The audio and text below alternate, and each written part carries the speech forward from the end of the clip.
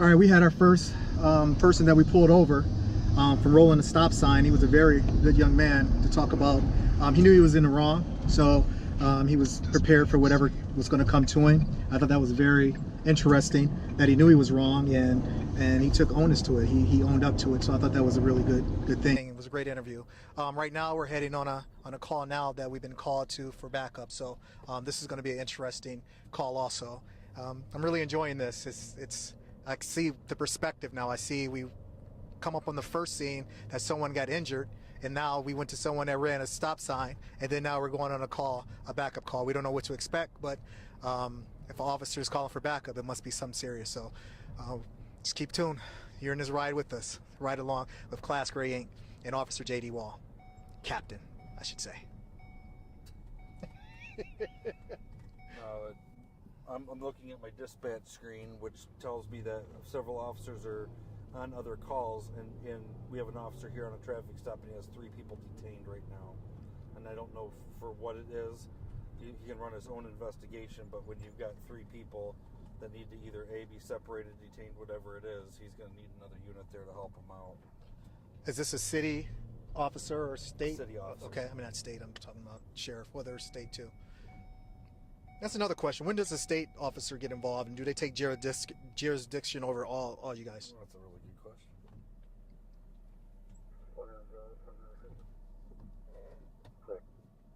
I'm going to improvise. He wants to.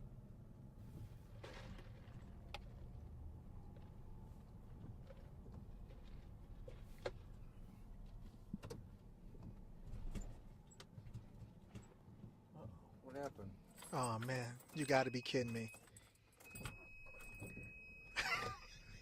Hey, look, are you serious, man? Not quality equipment, man. Hey, you seen it first. Speaking of state.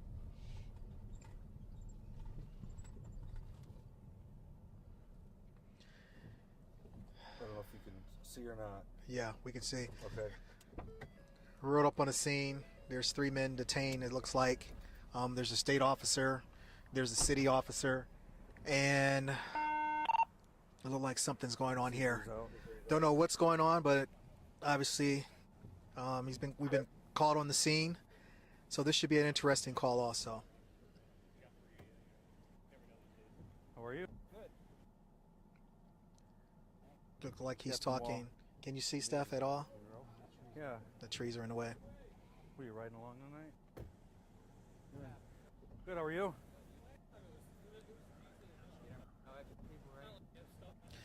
The rain is starting to come down a little bit. Actually, you know what I got? There's a little drizzle there. It's not I raining got really 2 hard. guys in my car right now that are But actually it part looks of like it's going to be one of these nights. community organization. They're doing So right far, along in with a me.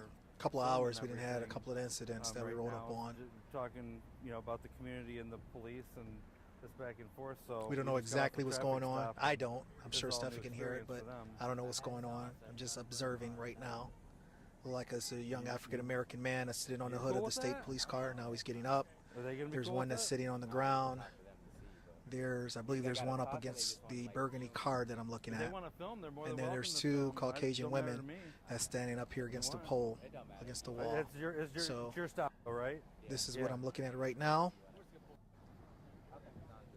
Yeah, if they want to see something or whatever, they can have it. Okay. Are you ladies with these guys? Yeah, that's the owner. Oh, okay. Okay. Gotcha. And I have custody of this. Oh, okay. What's going on with him? I have no idea. I got no idea. Oh, I'm sorry.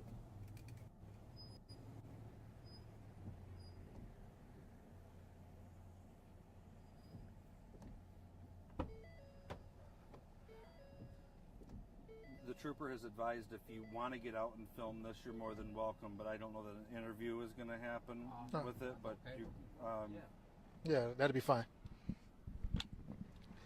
It looks like what we're observing is 2 men, 3 African American men. Look like they got pulled over. We don't know what's going on in the car.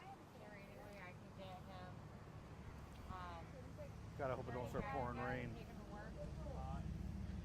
Looks like a serious situation that's going on. Look like might be going to jail.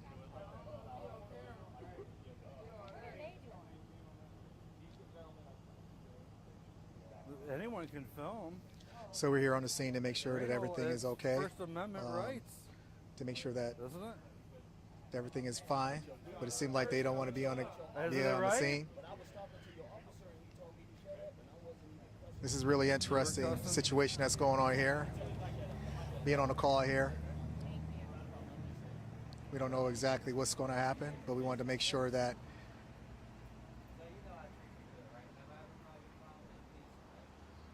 select officers communicating with the guys. We don't know exactly what's going on here, but it seems like it's a dog is searching now the car to make sure that there's no obviously drugs involved, from what I see.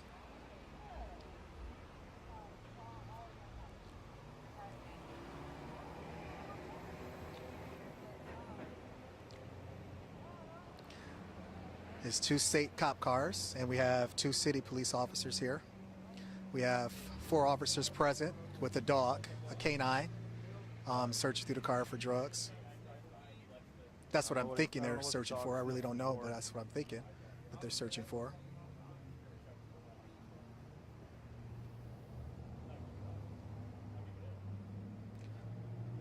It doesn't seem like it's a hostile situation. It seems like the officers are talking to the gentleman pretty calm and normal.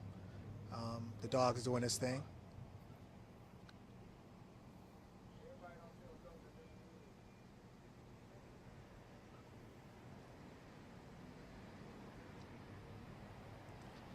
It just looks like a normal stop.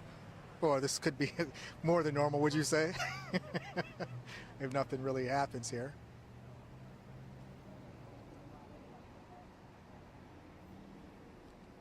Obviously, our unit was called for a backup to make sure that the officers are helping each other out.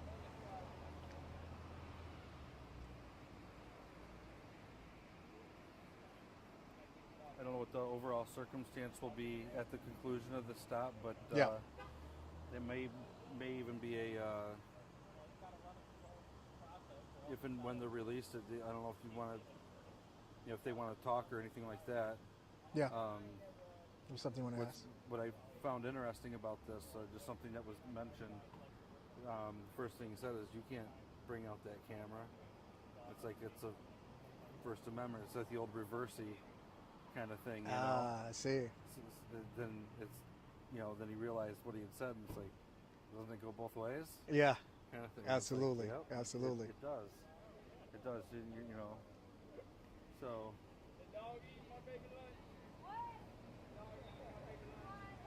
That's interesting. Yeah, so the camera does go both ways. You know what I mean? You have a lot of people That with their dog's on cell a strict phones diet of steel to I-beams. record incidents to protect themselves, Oh. but it also could go the other way. So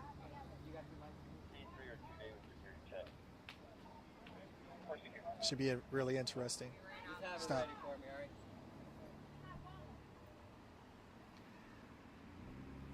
So we're live. I feel like Monroe News on the scene reporter Aaron Lavender. Mr. Calling right there. Oh my goodness. No, the question I asked before, remember, about when did the state police pull up on the scene rather than, and do they Yeah. take jurisdiction over all that? No, their jurisdiction is simply that it's a state. They have jurisdiction within the entire state of Michigan. The whole state of Michigan, no matter where it Absolutely. is. They have no more arrest authority than I do with us standing right here. Oh, is that we right? hold the same authority. Okay. Yep. It's just they're a different police agency. Hmm. So that's really the big difference is they have different policies and procedures that they go by that might be different than what ours are. They enforce the same laws that we enforce. Okay. So- Okay. So you all follow the same guidelines, but Yeah, there might absolutely. be some policy differences Yes. within the department. Might be Exactly. minor or might be okay. You are correct in that regard. So, basically, what you have, what you're looking at here, these 3 gentlemen were in this car. I have no idea what the traffic stop is for. The state police trooper initiated the traffic stop. He's doing a ride along today with one of the state police chaplain. Actually, Oh, okay. that's why he's here, just observing what's going on. So if something goes wrong, you can say a prayer over the situation. Oh, is that right? It's a chaplain. I never Yeah. knew that a chaplain goes on a Yeah, ride. the police Right have on. chaplains. Yes. Is that right? Yeah, yeah. And then one of these two ladies here is the actual vehicle owner. So, and maybe there's an infraction with the driver, might be suspended or something. I don't know. So we'll see how it plays out. Anything that goes on here is going to be a dealing with the state. I mean, they're going to. Is there a reason why only two are arrested, and the other one is, well, not arrested, but actually in cuffs, and the other one is sitting down, not being cuffed? Is there any reason why I'd have to ask that would? what the circumstances are. You know, one thing to consider too is the trooper may have an arrestable offense that he's observed with both of those gentlemen at this point too. Okay. And may not have anything with the guy in the red shirt. You know, just because the handcuffs a lot of times is kind of a dual purpose. Right. Obviously, the restraints is to prevent injury to an officer, but sometimes it can also like prevent a situation from re-escalating too if something was to happen. There's a whole, we could get into that as a whole discussion. Yeah, that's interesting. Yeah, but they're at this point in this traffic stop, they're not free to leave. They're detained right now. Okay. Just because they're in handcuffs doesn't necessarily constitute an arrest. It would constitute a detainment. Right. But that's where we're at with this point. You know, those handcuffs come off just as easy as they go on. Absolutely. So everything checks out. A lot of times people will be on their way. I think what doesn't get explained is maybe reasons why we do that. So why am I in cuffs and this guy isn't? Yeah. And I see why that question could come up because it could look like that. Yeah. And it's hard for me to speak into the situation because it's not my traffic it's not your stop. traffic stop. Now, when does a canine unit get called in? Is it just on suspicion or something else? When does that happen? It can be for suspicion if someone's.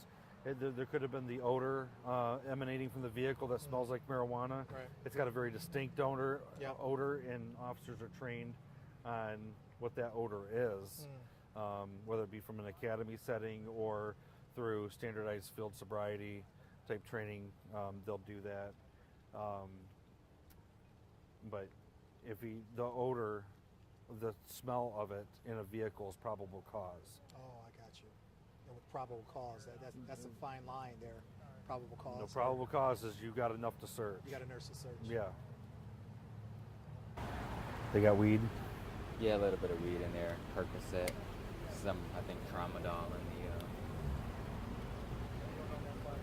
the one guy in the gray has a warrant. So he's going to.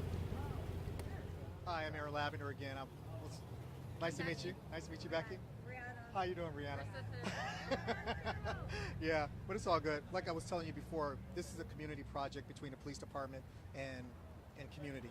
So we just want to know, how did you feel when you guys got pulled over? Were you guys scared? What were you guys feeling when the cops pulled you over? We got the phone call that they were pulled over. So this is her vehicle here, Okay. and that's her boyfriend who was driving. One little traffic offense that they did, something about pulling into the far lane instead of pulling into like the immediate lane. They don't pull for that. Like, I feel like because they're black. I did it really probably do. 2 times I feel today. it. Like, But seriously, anyways. it's done all the time. And I feel like they targeted them because they were black. And that's why I think they got the dog and pony show out here, because they're black, period. Black in America. So you really believe that was the case? Yes, Oh yeah, I absolutely absolutely do. And I think that, you know, for Marcus to defend himself, I mean, he shouldn't have done that. He's got to make sure he abides by all traffic laws to give him no reason to pull him over. Right. And Marcus kind of fell short, You but have this to is be what extra happens. Careful. Unfortunately, it's just reality. When you're black in America, you got to be extra careful. Yeah. You know, like our kids just can't run around. You know, we have mixed kids, and I also have a stepson. He's black. Like, he can't run around, waving a little toy gun in the air because they might shoot him. You know? That's interesting, because you as Caucasian women, you guys, obviously, I'm just guessing. Don't get me wrong, that you guys date African American men. So do you guys see this on a regular basis? Yes, absolutely. And how does it make you feel? Oh gosh. Yeah, there was an instance. It makes me feel anger, and I need to control myself. Because I'll make a situation worse. Right. By giving. Lash out. You want to just state the obvious. The institutionalized racism that's always going on. But you have to play the card out stealth. Like, you just have to be extra nice, and you gotta answer their questions and be kind of docile. Like you can't, and that's Let me what Marcus is. let me ask you another question. And I asked another guy this question also. Do you guys fear the police department? Do you guys think they're doing a good job, or do you think they're not doing a good job in your county or in the country? I am scared personally. I mean, I have a valid license and registration on my car and insurance, but But as soon as Marcus in the car, like they're automatically looking at us, following us, running the tags, which they're good. They're always good. It's I got some kind of satisfaction out of that. Like, so, Well- I mean, and just to state really quick, so they pulled over, they turned right, and they pulled in the far lane, which was technically not the proper way. It was illegal, okay, but they're handcuffed and the dog search. You know what I mean? All for that. or for a far lane traffic offense, really? You're right. And then So- they're like, well, his license is suspended. Okay, really? Is that like handcuffs worthy? No, not really. Maybe a ticket, but that's it. Right. What do you think needs to be done to change this behavior? Okay. Well, I mean, I think it comes from the training that's being done. Yeah. Absolutely. Because I think, we're founded on, core values, and that's what the police do. And I think that there's lots of gray area in there that allows this thinking. It's all about the thinking. You know what I mean? It's all about how people are raised and other things. But when it comes to Stereotyping, police, racial profiling, like I there think needs that to that's be. what they're being trained to do. They need to. It's supposed to be innocent till proven guilty, and it's guilty till proven innocent. I feel like they In should this be case, given for sure. guilty till proven innocent. And if it were me that they pulled over, I'd be on my way with the ticket right now. Wow, that's really deep. That's very profound. Absolutely. Before I go, I have one more question. This is the last question I ask everyone. If you could speak to the president right now, what would you say to him? Oh gosh. What? Well, I don't think he would listen. So I don't know. I feel like I wouldn't waste my time because I don't think he He cares. would just make some fake, phony, tell them what they want to hear statement. I feel like. Right. I think he's racist. I don't think he even cares. I think as long as money talks, and that's it for that man. That's it. I don't feel like he cares at all since he's been the president. Racism and hate crimes and police brutality, all this stuff has gotten worse. Yeah, but if I was Terrible. growing up to a different president, I mean, I would do my research and I would have my words right. What kind of impact I want to make, and it would be to do with it really is about color. Yeah. It is, and it's just people are just society just trains you to think in certain ways. I think it's coming at police officers in every which way. How they grew up and where they went to school, and then they went into this training and whatever. But yeah, I mean, hate breeds hate. When you treat people bad, and like right now, they're in cuffs, and for them this is normal. Like when they get Totally pulled over, normal. they're like, oh, yep, but they expect to be in cuffs. Yeah. They're totally calm dealing with cops. I get pulled over, I'm freaking out Yeah. because I'm not used to that because cops don't pull me over. right. But they have to deal with that. They can't even walk down the street without a cop being like watching them. Like Marcus has been followed by a cop out in Frenchtown area. He was followed from store to store to store when he was walking to Kroger to get his baby formula. He was completely followed, and the cop tried to pull him over and try to run his name and say he was walking on the wrong side of the street. He would have never stopped me. Well, it looks like they're going to be let go. Good. So I want to thank you guys. And if you guys want to look us up, we're Class Gray on Facebook. Like us on Facebook, and you will see this whole. Oh, they're keep one. I see. Your questions were great. Yeah, So, yeah. we Okay. appreciate it. Appreciate it. The question I wanted to ask was about, we had this conversation earlier off mic, but I want to ask it on mic about the misconception of officers waiting outside the bars to actually pick up someone that may have been drinking or had a couple. What would you say to that? It's a cheap shot. It's highly discouraged to do that. I would rather drive through the bar before it closes, or have people know that I'm out there to remind them.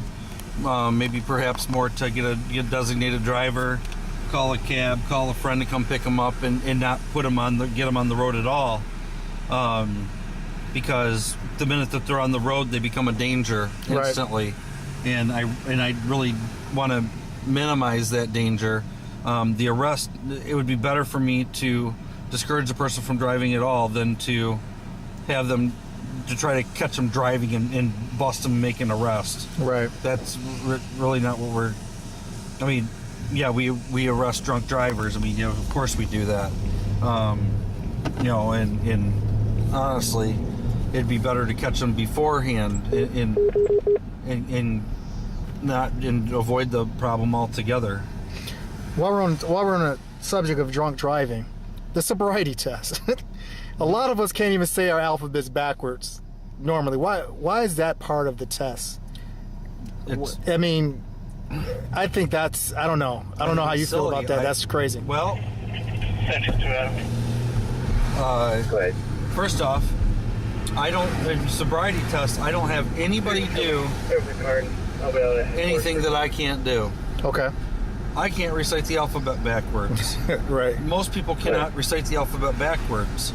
So it's, in my mind, basically an unfair evaluation. Things that I do is I give them simple instructions. See, when people are intoxicated, they can't follow simple instructions. So I'll have them recite the alphabet from the letter A to the letter S, starting at A and ending on S. Although the letters L, M, N, O, and P always sound like elemental P. Right.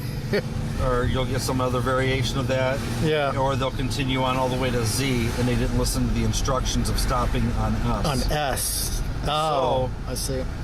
You know, that is certainly a clue into the sobriety. A lot of times I'll have them pick a number between 21 and 19.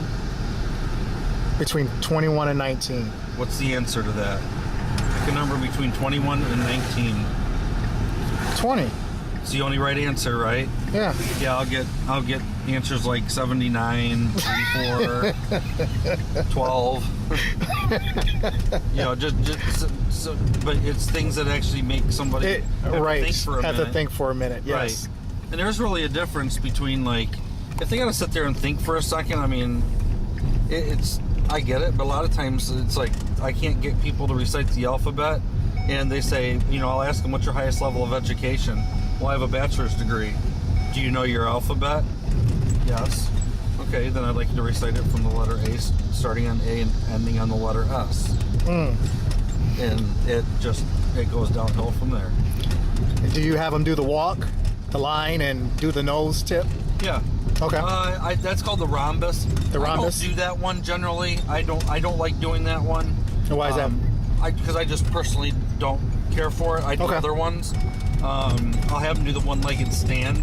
I'll have them do the walk and turn, and I'll also do what's known as horizontal gaze nystagmus. That is a The one-legged stand would be hard too. I don't have that much balance myself, and I don't drink that there's much. always. Come on, let's go. There we go. You know, I always ask them, do you have any problems with your feet, your knees, your hips that prevent you from walking or balancing? No problems with that. Okay, well then, you know, we're gonna then we go through it. All right, so here, this is just a very, very common traffic light here in town that constantly is disregarded. Really? Yeah. This one? Yep. So Why is that? I don't know. I think there's a good enough stretch between 3rd Street and Jones where the other two traffic lights are from this one. People get kind of up to speed and maybe out of a level of laziness or, hey, I don't really want to wait here, maybe some impatience. Will it happen? I can see both crosswalks pretty good. You know, it's turning yellow here. Yellow, yellow, yellow, yellow. Now it's red. So everyone's good on that one. Wow, look at this. Speaking of that sound, they used to do seatbelt checks. They still do those things where They do. officers sit and they do the seatbelt thing. They do. Honestly, And what is that called? What is that? A seatbelt grant. Yeah. The state gives the money to enforce the seatbelt laws. Oh, okay. So there's grants behind that. Sometimes there is, where the state would give the departments money to, enforce something specifically that the state would like to see enforced.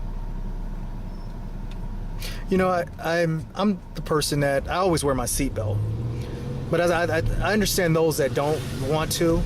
It's like, yeah, it's my life. I mean, if something happened to me, then it's really my life. I kind of understand it. I get that, even though they want you to be safe. But it's like, I don't know. It's a fine line, I guess. I get it. I wear mine because I want to be safe. But to actually force someone to wear a seatbelt, it's kind of, I don't know. I kind of. I get it, and I understand. I do too, and I understand that. Where You got no lights on. I know. Too early for that? No, he should have his lights on.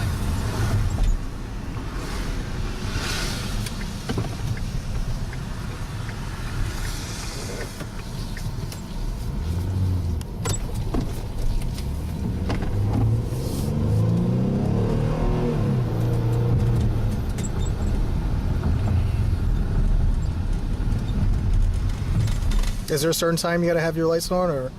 Half hour before sunset. Oh, really? Mm-hmm.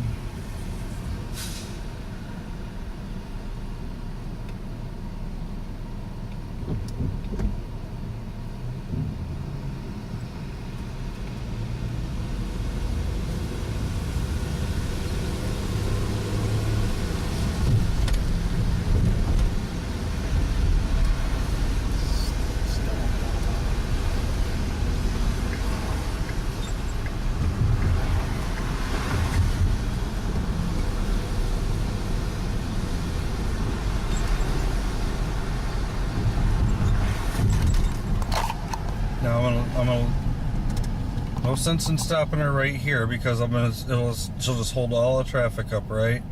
Right. So what I'll do is I'll wait till the light turns green because the traffic behind me is also held up, and then she'll probably pull over onto a side street more than likely. I say a she, I think it's a she.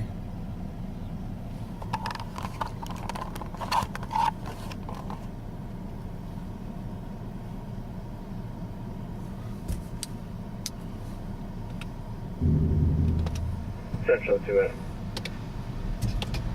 Alright. Here I'll be clearing for this will be my new move. There.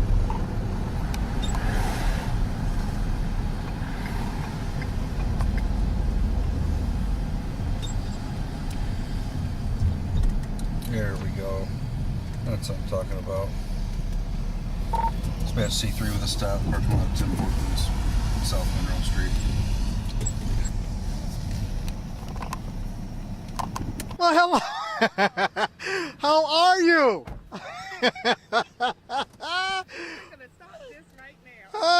No, actually, we're doing community police outreach type of thing. So this is really a good interview that we're going to do. It's going to be a couple of questions. Like I said, we're doing a police community outreach, and what we're trying to do is help the community bridge the gap with the police department and find out what the community thinks of the police department, so forth and so on. We're trying to make a difference and a change in the community and the country at large. So we're just asking questions of people that may have been pulled over, just like yourself, and find out how you feel and all those type of things. All right. So the first thing I want to ask you is, how did you feel when you got pulled over?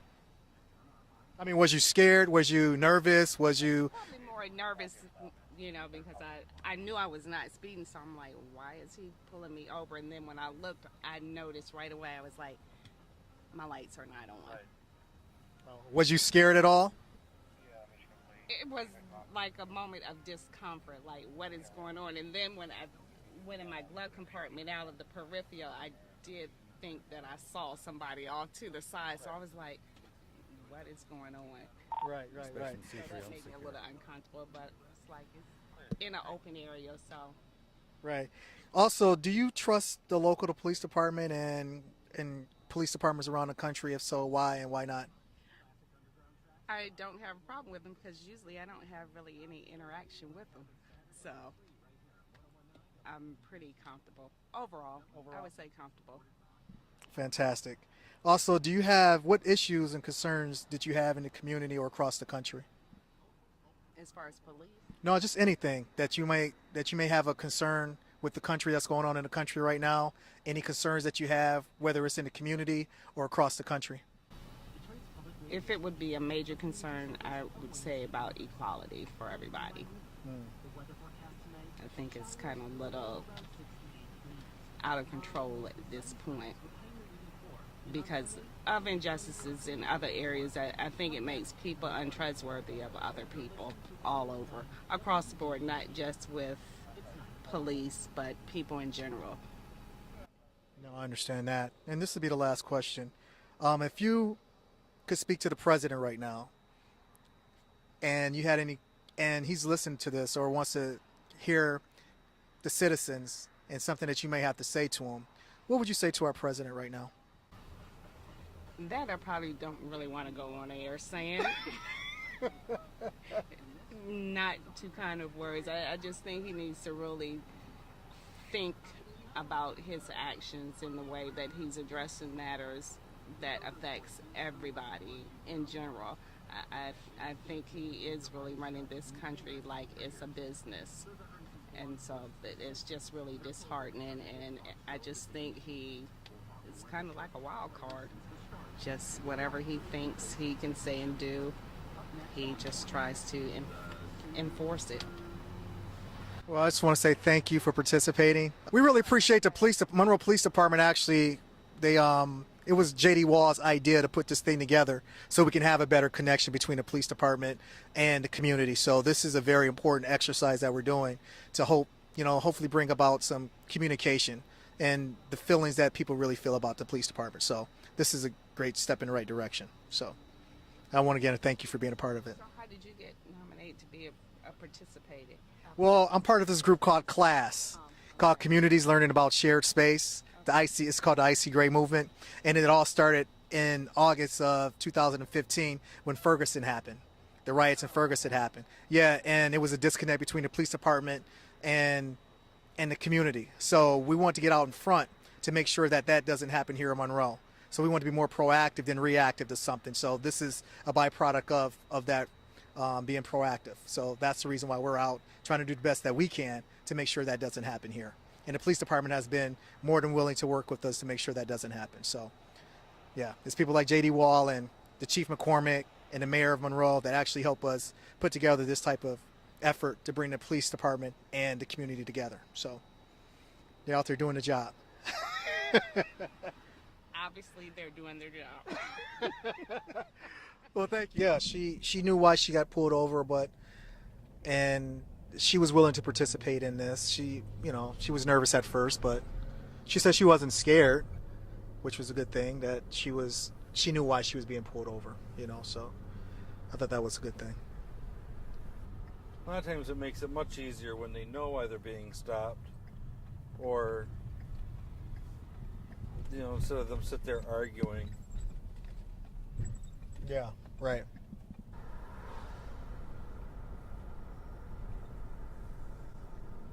Did you go to Monroe High? Right here, just ran the red. Oh, yep. He knows it too.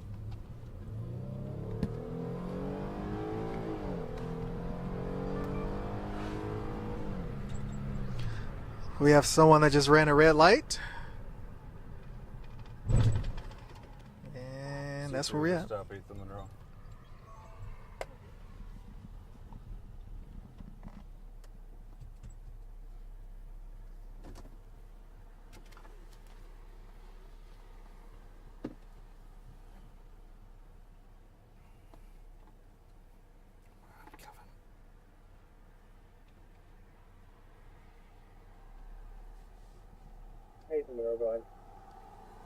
Michigan, David Nora Robert, 4874, DNR 4874, in a silver Mustang.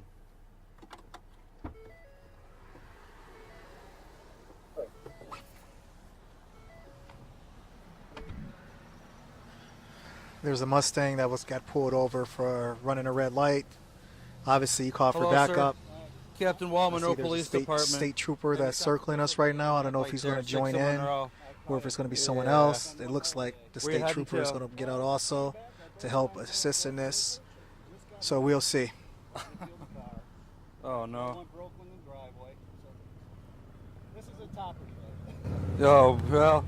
Hey, how's your driving record? Everything looking good with that? Immaculate. You saw? Okay. You got ID with you, sir? You got any ID with you, sir? No, I don't. I seen him home. I ain't got my wallet with me. No. What's your name?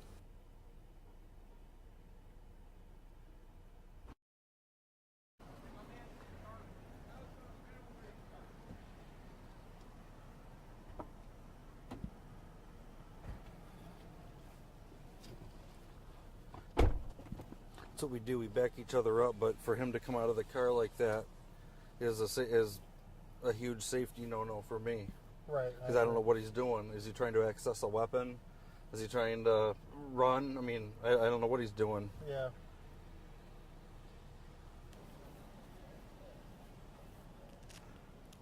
Sir, This did you is say your last name was? interesting.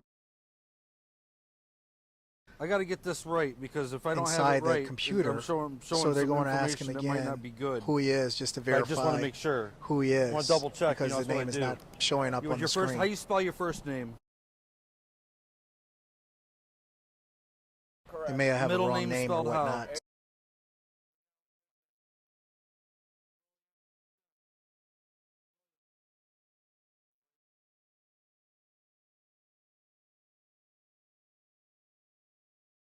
What's your birthday?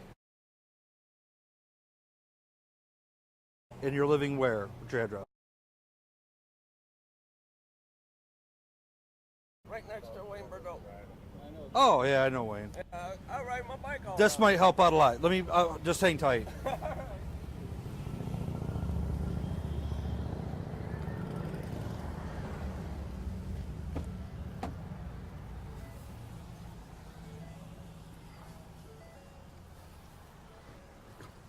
Was up under the wrong name.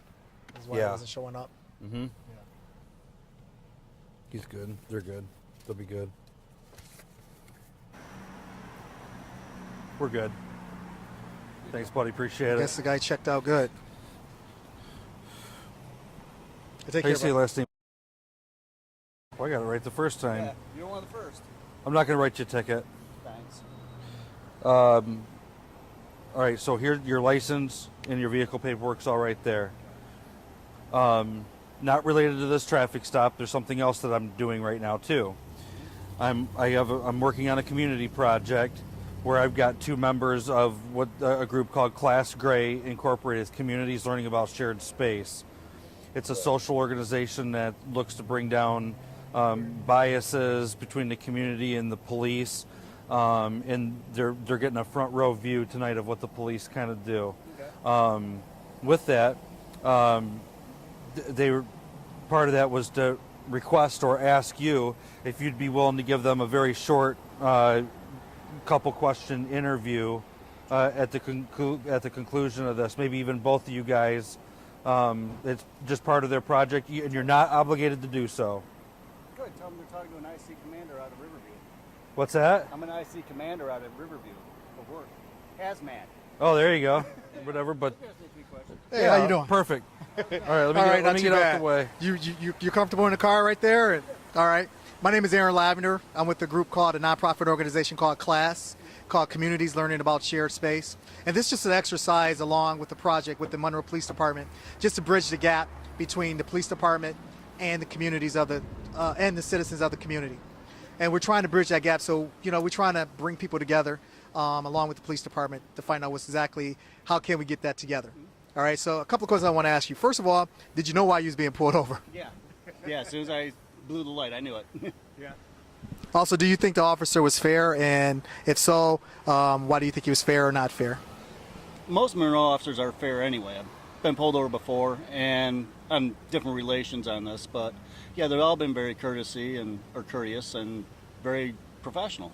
Actually, there's no not racial profiling or nothing like that, and they're not snotty to you. So they're good people. Fantastic. Also, what issues or concerns that you have in the community or across the country? My community itself is I got the heroin addicts that come in from the east side and want to do deals in front of my house. So we got with the neighbors and stuff, and if we see a car parked across the street too long, we go up and tap on the window and tell them get out, move on. And then we'll relay that message back to the police department. And then for the next couple of days, usually pick up patrols, and they know my house really well. Put it to you that way. Fantastic. And this is the last question. If you could speak to the president right now, what would you say to him? That's a good one. That's a loaded question there. Grow up, use your brain, and technically learn how to write a speech and not sound like an idiot. To be honest with you, because he's got stuff too screwed up. Not much more nice I could say about that guy. So. No, I would want to thank you for participating in this community outreach project. So we also need you to sign a waiver to say it's okay that we, put this on broadcasting. Is that all right? All right. Thank you very much. Appreciate it. All right. Why was that guy thinking about getting out the car on the other side? Did you ask him what he say? Some people just don't know how to respond. I mean, maybe hey, I'm going to get out. Maybe he thinks he's doing us a favor by doing that. He's really doing us a favor by just kind of staying in the vehicle. Right. When we start to get people out and walking around, it's safer for me when I can control that situation. And by keeping them inside their car helps me to control it a little bit better. I can keep an eye on them. I don't want to be on ease. I still want to do my job effectively, right. But I don't want them doing anything that I can't see or unknown stuff. No, I understand that. Yeah, because that could be a situation where it's scary. You don't know why he's getting out. You know what I mean? Exactly. And, like you said, it could have been, he could have had a gun or something like that. But those are the type of things that people don't see. Those little subtle moves like that you don't know what's happening. Right. You know what I mean? Be completely innocent. And, And it's like that. My backup officer, think about it. I've never worked with that trooper before. Right. Never. Right. And he did exactly what I would have did to his backup officer. Sir, please have a seat back in your car. That's taught to us. We know to do that, to control that traffic stop. It's not to be bossy. It's not for any other reason than a safety concern. And I noticed that he wasn't the one that you called him backup, was he? Was he just coming around? You didn't call for a backup officer? No. Okay. He just saw and just came around to give assistance. Exactly. Yeah. Well, that's good stuff. And you guys are from different departments, obviously. He's from the state, and yours from. Yeah, we work well together. You work well together. That was good. And that's just it. We obviously, us as the police all know that we have a job to do, and we back each other up because the police are few. Right. And that's what we do for each other. And I think it's a good thing. I mean, us, it's just nice that that the departments can get along like that, and we'll back each other up, and we'll hang out until you're done with your stop or whatever it is. It's one headlighter.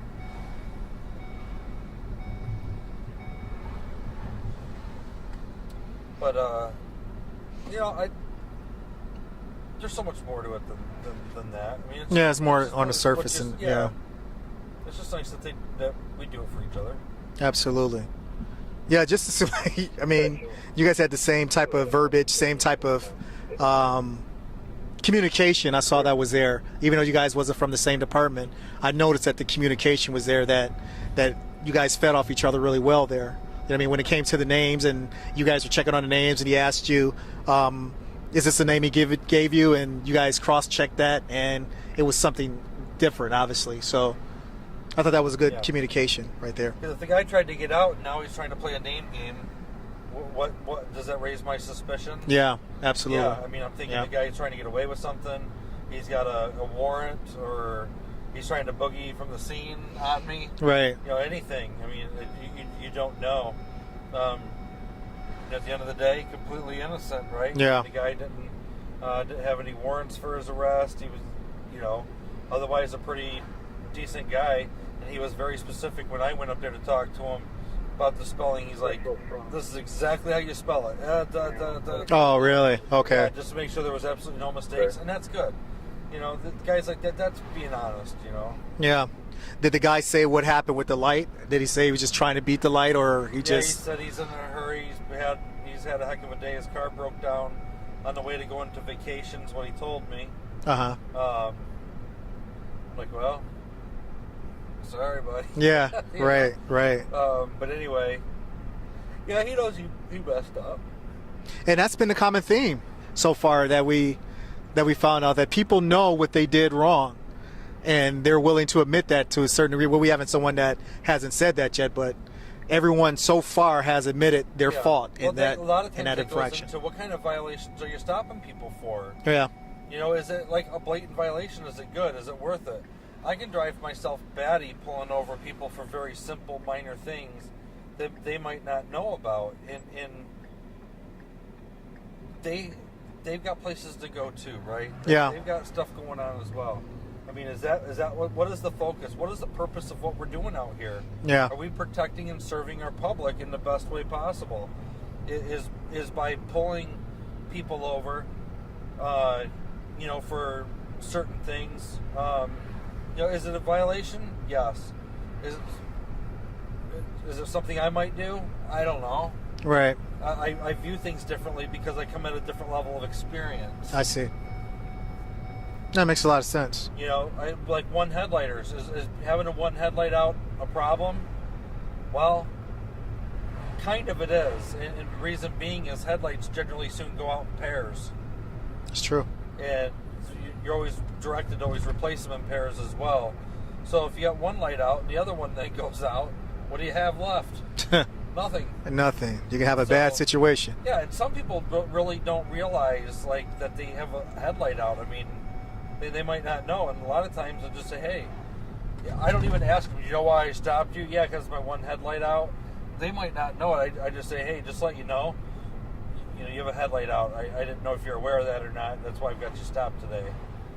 And they're like, "Oh, well, thank you," kind of thing. And it's really just like, yeah, just go, the next few days, go pick yourself up another headlight and fix it. Yeah, that doesn't cost that much. Right, exactly. The conversation has been talking about how the community bridging the gap with the police. Like as if there really is a problem. Who is the onus on to fix that? The onus on both sides. I think it's going to take a community to realize that there is a disconnect, and to come to the table and go to your local police department and share those issues you may have with the police department. And the onus is on the police officers that are not doing their jobs. I think the onus falls on both sides, that we're supposed to be in this together. We're supposed to be one community. And I believe if we can somehow meet in the middle and be honest with each other of why we're not getting along, specifically in the African American community where there is the most distrust, if we could somehow get to the point to where we can have these honest conversations and we can come to the table and hold people accountable, whether it's those that are doing wrong on the community side or the officers themselves, I think we can have some type of common ground and have some type of resolution. But until we get to that point, until we're able to be honest and hold people accountable, I think we're still going to have this problem. How do I hold a citizen accountable? Well, citizens held accountable all the time by them going to jail if they do something wrong. They get they get due process, and they go through if they're committing a crime. I guess let me kind of redirect that question a little bit. Yeah, sure. If there has been complaints about the police department, maybe I should go as far as to say the Monroe Police Department specifically. Right. There has always been a means of regress or address of that of a situation like that. do you know of anyone specifically who's making a complaint? No, I don't. And that's the conversations that me and Stephan had with a lot of the people in our community. Then We how said, do you know that there's a problem if no one's making a complaint? no, what I'm saying is we had a sit down with some of our community members and they had issues. What I'm saying is they haven't made a formal complaint because of it. And what me and Stephan was saying is you can't get upset or angry if you don't make a formal complaint about it. You can't get upset if you're not doing that, if you're not making that complaint known. So what was the Well, they agreed. complaint? They agreed. Well, I know, but what was their complaint specifically? Harassment. Like in what? How do they think they were being harassed? Being pulled over for no reason. Obviously, we wasn't there, so we could only go by what they were telling us. And any other things, Steph, that you remember? Because they're being racially profiled. Yeah, racially profiled. Don't you think that seems to be like the? This is how I view it. Yeah, let's have this conversation. It seems like that's like the easy, cheap answer every time. I was racially profiled. I was harassed. Well, Every time. well, not necessarily. I don't believe that's a cheap way of saying it because it actually happens. It'd be I'm not different saying it doesn't if it didn't happen. But if it. You say that's the go-to. Yeah, it's like the go-to Yeah. answer. Well, then And that isn't fair to us. I agree, but on the flip side of that, the also go-to is that he had a weapon. I thought he had a weapon, so I shot. Also, so we can go both sides there. I know, but if we're talking Monroe though. No, yeah, we're specifically talking. I'm talking about nationwide, and what we see on camera. I'm not the spokesperson for police. No, I know you're not. I know you're not. What I'm saying is, but when I don't think Monroe has some of the same problems that. I agree with that. Seem to be. I agree with that. Felt in the nation. I agree with that. And it all goes back to leadership. Like I said before, it all starts at the captain. I mean, it starts with the chief. It goes to the captain, and a lot of cities aren't doing what we're doing right now. And this was your idea, so that's why I commend you for even participating in this, because a lot of people aren't doing this, and hopefully when people see this, other cities will pick it up and say, look what Monroe is doing. Look at the leadership that they're showing, that they're getting involved in doing this. A lot of them don't have the picnic that we have every year, you know what I mean, with the community and the officers. So okay, keep going talking, but watch this. This is gonna be a good one. yeah, so I think that's why I commend you guys. That's why I support you guys 100%, because you guys are actually doing the work. A lot of people talk about doing the work, but you guys are actually doing it. You're actually willing to sit down. You guys are actually willing to come to the table and actually really work with the community.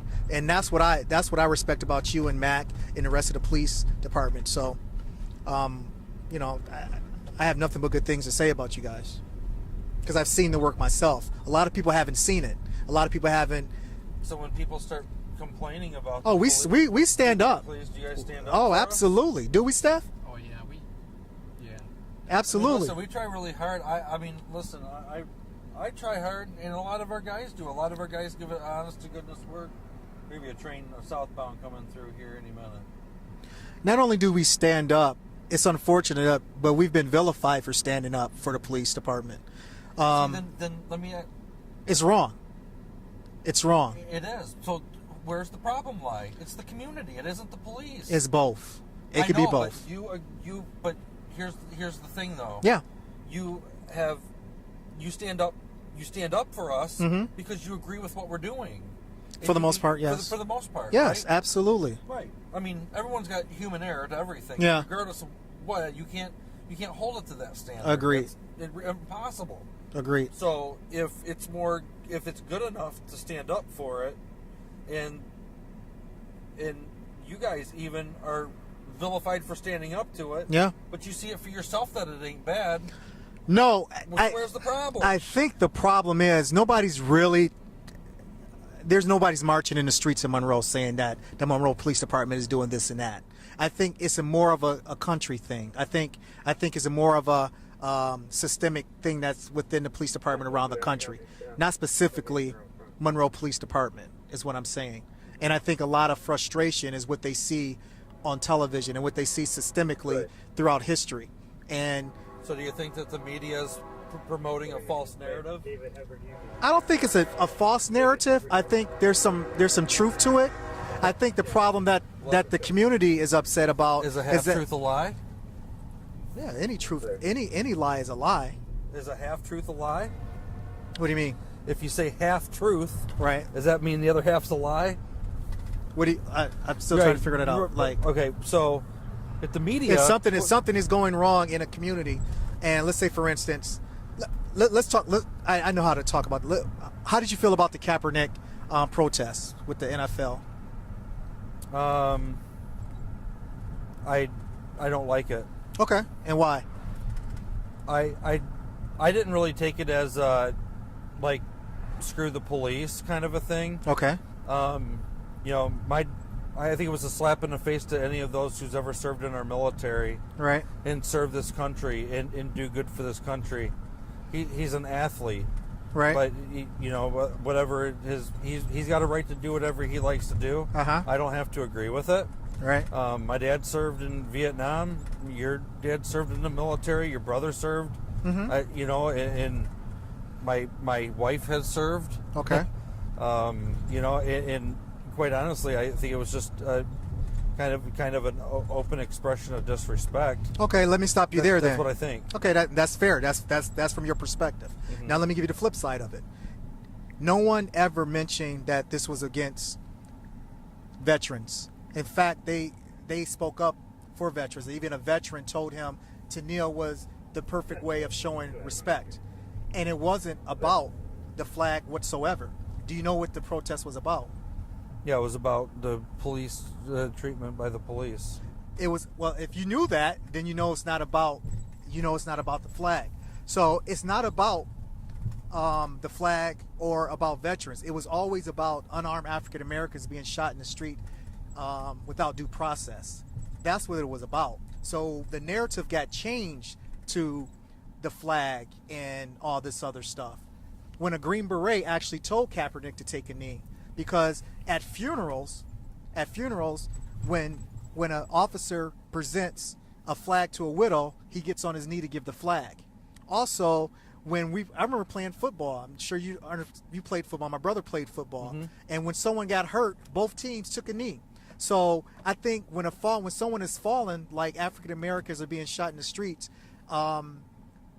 unarmed African Americans being shot in the street, and he's protesting that. He's saying that, listen, we can love America, but yet hold her accountable for not holding up her end. And that's what it's about. It's never been about the flag. It never has been, because African Americans have fought for this country also. So it's never been about that. It's been about injustice. And when you protest about injustice, a silent protest, matter of fact, then the civil rights movement was a big protest. So That it was. So that's what it was about. It was never about the flag. It was never about the veterans, because a Green Beret told Kaepernick, because Kaepernick was sitting at first, and then a Green Beret said the ultimate sign of respect is to take a knee. So you could show respect for our national anthem, but yet at the same time say, you know, there's something wrong with this and we need to do something about it. And I think that's where things got flipped and the narrative got changed. So I think from a different lens, for the majority of white America, European America, see it as a disrespect to the flag. When African Americans say, wait a second, there's something inherently wrong what's going on in our country, and we need to do something about it. We all need to stand up and do something about it. And I think that's what it was about. And that's where it's ripped. You see it from a different lens, and other people see it from different lenses. It was never about the great good police officers. What we're saying is we wish more good police officers like yourself stand up and say, you guys don't represent us. And what we see is wrong, because it sets a bad example for us also. So we need to do things the right way. You know, everyone has due process. And no officer is above the law. No officer should be judge, jury, and executioner. Mm-hmm. We should all abide by the law, and that includes us. And I think that's where the disconnect comes from. Do you understand? Do you agree or disagree? No, I agree. Do you understand what I'm saying? It's a different perspective. I haven't heard it quite put that way before. Yeah, and I think that's where having this conversation, sharing this space, understanding each other, because me and Stefan did this ride along just so we can get your perspective from a different see from your eyes what you see, and I see it from your eyes. All we're saying is look at it from our lens and see why this is being done. A lot of times it's about the action. A lot of people talk about the action and not about what what started this action. Everything, like the knee was a reaction to a situation that's happening. So if you find out what is the root problem, and we can solve the root problem, then there would be no more protests. Just like when African Americans couldn't sit at the lunch counter, there were sit-ins. Until something was done about that, then it would still be the same. Just like Rosa Parks sat on a bus. If they didn't protest the Birmingham buses, then we would still have that problem. So protests, although it's uncomfortable, which I understand it's uncomfortable, we must all stand together and say what is right and what is wrong, regardless of what background you may have, what religion you have. And you talk to me about your religion and about your passion for people and God's eyes. And we're all God's people, and we need to see each other that way. And until we see that God makes no mistakes, we're all different, but we're all human beings first. A skin color does not determine one's ethnicity. My skin color doesn't determine what type of father I am. My skin color doesn't determine what type of friend I am to you, what type of parent I am, what type of worker I am. That doesn't determine anything. What's inside determines who I am as an individual. I couldn't agree more. And until we get to that point, to not judge someone solely based off the color of their skin, but to always, what King said, the content of their character, we're going to continue to have this war of words, this war of ideology, until we understand that we're all in this together, that we need each other in order for this world to function together. And this is why I'm so happy that we're doing this exercise. I'm so happy that we're doing this project, because this is so important for the country to see that this can happen. You have an African-American man and a European officer that's sitting together doing a ride along and enjoying ourselves for hours, sharing this space. And I enjoyed every minute of it. You know, I learned a lot through this process, through this project, and I want to thank you, J.D. Wall, Captain J.D. Wall. I want to thank the police chief, Charles McCormick. I want to thank the mayor. I want to thank the Monroe Police Department for participating in this exercise/project. This is what class is about. This is what we want to bring to you, the viewers. We want to bring this to the community and hopefully around the country. It's to bridge this gap between the community and the police department. And we want to give you a different perspective, not from the community side, but from the police side also. We want to be as fair as possible. We want to create a platform where everyone can feel comfortable, everyone can sit down, and we can have these honest conversations, because that's the only way we're going to solve things is through dialogue and through honest conversations. And we had that tonight. And I'm so thankful that we did this. I want to thank my brother Stephen P. Stack, who was behind the camera. We're not professionals at this, but we're citizens just like you. We care about the community just like you, and we just want to try to bring us closer together. This is Class Grade Inc., and we're so thankful that you watch this, that you rock with us, that you're there with us. And before we go, is there anything else you want to say, JD? No, thankful for the opportunity. I think I took away quite a bit from this as well. Yeah. Hearing some perspective from your side of things. It's always interesting to me. I wasn't really up close with some of the interviews that you held.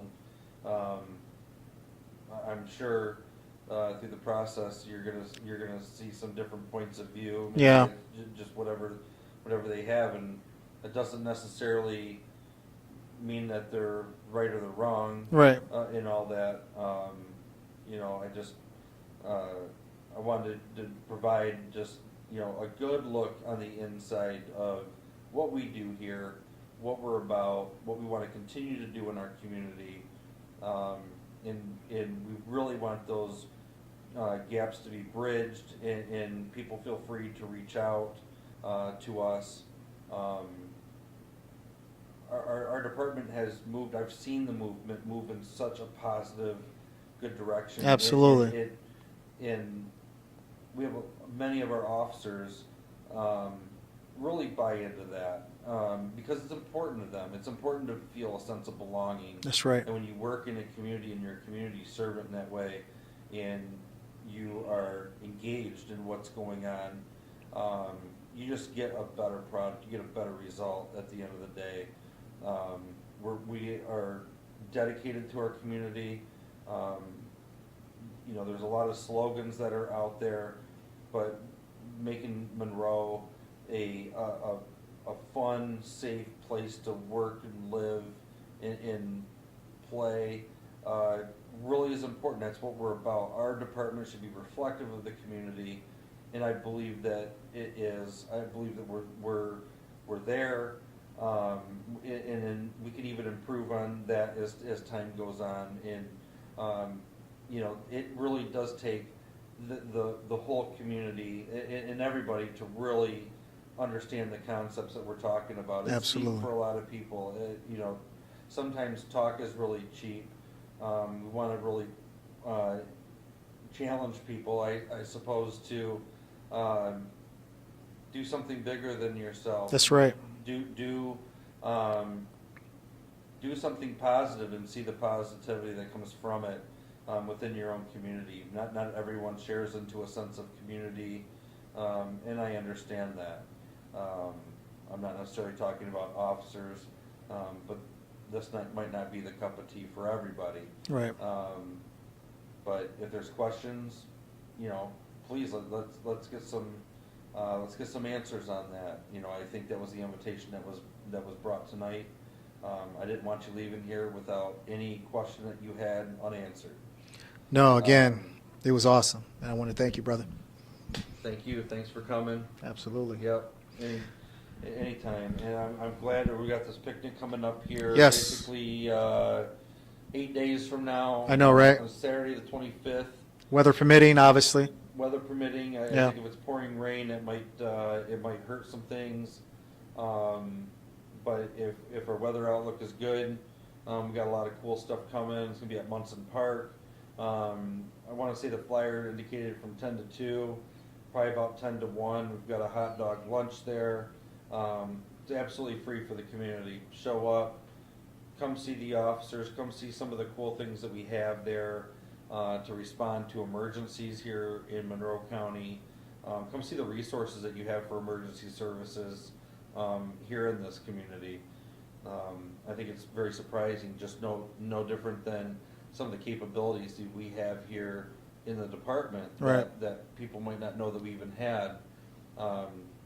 Similarly, we have equipment and we have certain teams set up to help out in certain situations should they arise here in the city or in the county. So come on out and have a good time.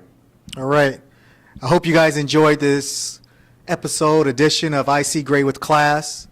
I really do appreciate Impact for putting this on again. I want to thank you, the viewers, because without you, we wouldn't have a show.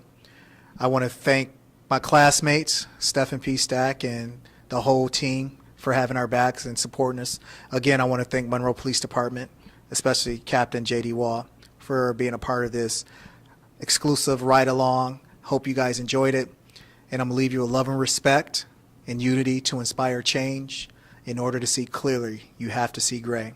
We see gray. Do you? Peace. One love.